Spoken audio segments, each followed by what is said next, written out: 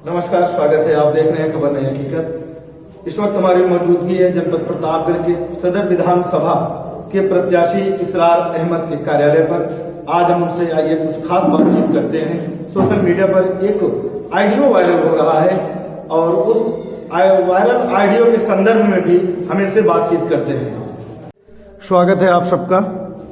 आज हमारे बीच में है जनपद प्रतापगढ़ से सदर विधानसभा से ऑल इंडिया मजलिसे इत्तेहादुल मुस्लिमीन के प्रत्याशी इसरार अहमद। इसरार भाई, स्वागत है आपका। आप सदर विधानसभा से दूसरी बार प्रत्याशी बनाए गए हैं। 2019 में आप चुनाव हार गए थे। इस बार आपका चुनाव कैसे चल रहा है?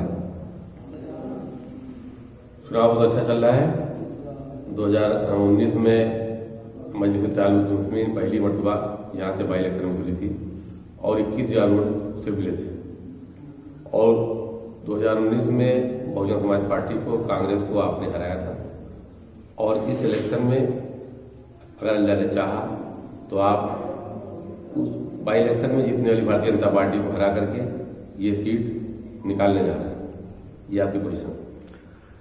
सोशल मीडिया पर एक ऑडियो वायरल हो रहा है जिसमें ये कहा जा रहा है कि इसरार अहमद, आप पर ये आरोप लग रहे हैं कि आप जो है उर्दू भाषा को कोठे की भाषा कह रहे हैं। इसकी क्या सच्चाई है? देखिए, प्रतापगढ़ में मजलिस की मकबूलियत से और प्रतापगढ़ में मजलिस का अलायंस 4 सीटों पर चुनाव लड़ रहा है।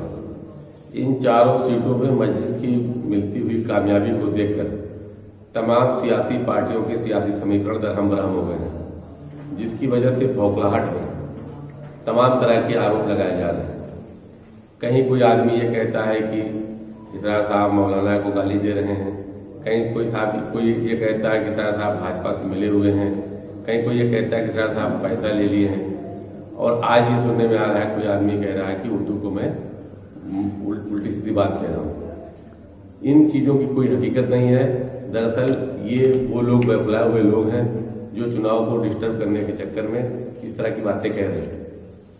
उर्दू हमारी आपकी बोलचाल की भाषा है। खास करके अवध इलाके में उर्दू जो है आम बोलचाल की भाषा है।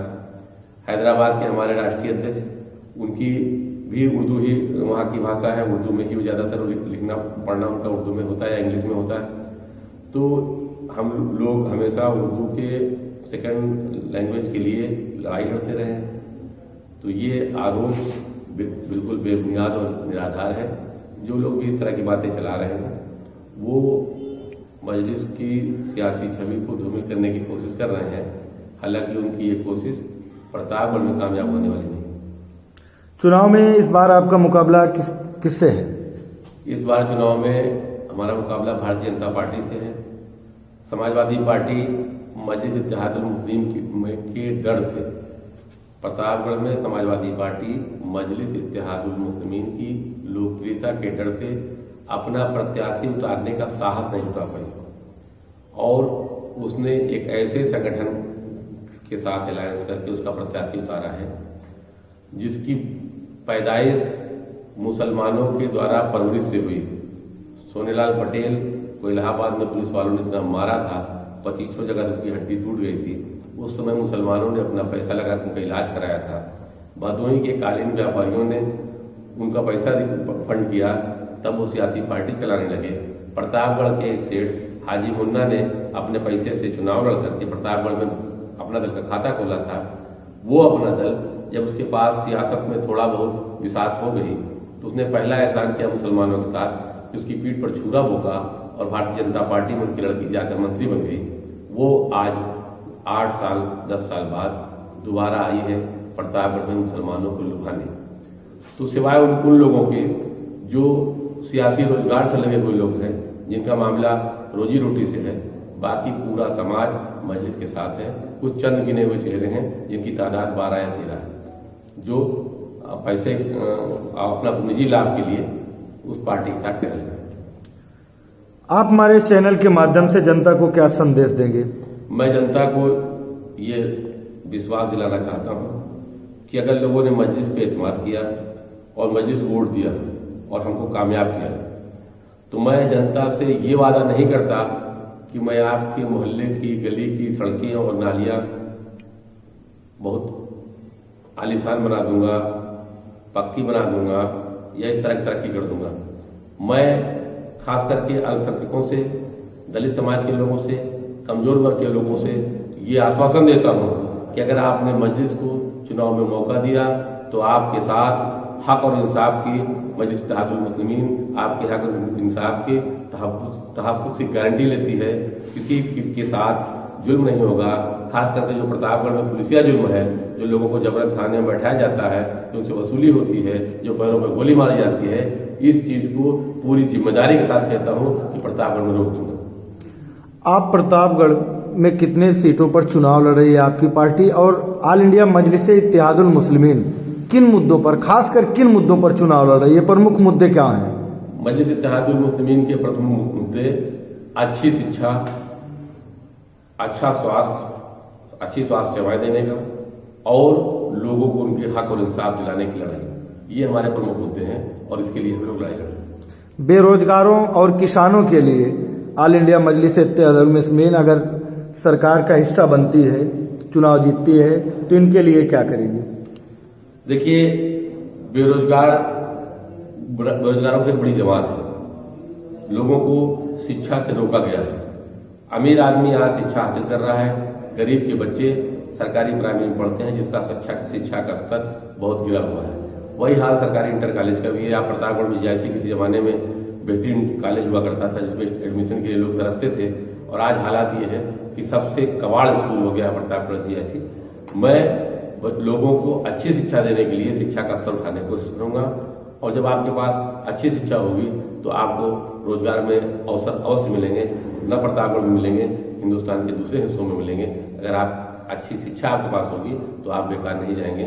मैं शिक्षा का स्तर बढ़ाने की कोशिश करूंगा, और ये जो अभी किसानों के साथ जुल्म हो रहा है भाजपा सरकार में, इसको पूरी तरह से खत्म करने में हमारी पार्टी का एजेंडा है कि इस काले कानून को खत्म किया जाएगा। किसानों को उनकी कीमत तय की जाएगी जो किसानों की मांग है उनके हिसाब से। एक आखिरी सवाल, मौजूदा सरकार की कार्यप्रणाली, कार्यशैली और नीतियों से आप कितना संतुष्ट हैं?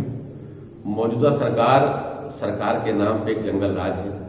आपने देखा कि कोरोना काल में लाशें नदियों में बह रही थीं, लोग भूखे सड़कों पर चलते चलते मर गए। इसी सरकार में 146 लोगों को गाय गोश्त के नाम पर सड़कों पर पीट पीट के मार डाला गया। इंसाफ नाम की कोई चीज नहीं है।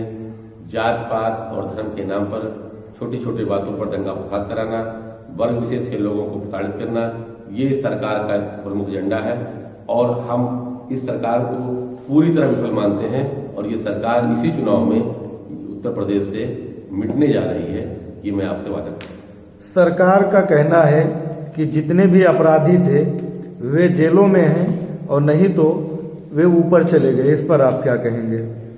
सरकार की एक ठोको नीति है, लेकिन वो सिर्फ मुसलमानों, दलितों, बैकवर्डों के लिए 80 मुकदमों के अपराधी इस सरकार के मंत्रालय में टहल रहे हैं और ठेकेदारी कर रहे हैं।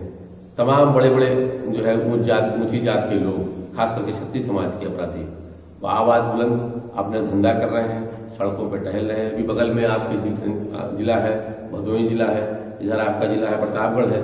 तमाम इस तरह के तमाम बड़े बड़े माफिया जो एक वर्ग विशेष से ताल्लुक रखते हैं, उनको हुकूमत का पूरा प्रोटेक्शन मिला हुआ है।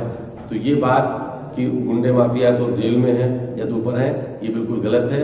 वर्ग विशेष के लोग, खास करके जो है दलित समाज के लोग, मुस्लिम समाज के लोग, अल्पसंख्यक और जो है दबे दूसरे समाज के लोगों को हुकूमत अपराधी माफिया के नाम पर प्रताड़ित कर रही है। उनको ठोको नीति, बुलडोजर नीति लगा रही है, और बाकी उच्च जात के, आला जात के लोगों के साथ उसका रवैया दूसरा है। बहुत बहुत शुक्रिया हमसे जुड़ने के लिए। आप हैं इसरार अहमद, ऑल इंडिया मजलिस इत्तेहादुल मुस्लिमीन के जनपद प्रतापगढ़ के सदर विधानसभा के प्रत्याशी। इनसे पूछे गए सवालों का इन्होंने बड़ी बेबाकी से जवाब दिया। बहुत बहुत शुक्रिया हमसे जुड़ने के लिए। शुक्रिया।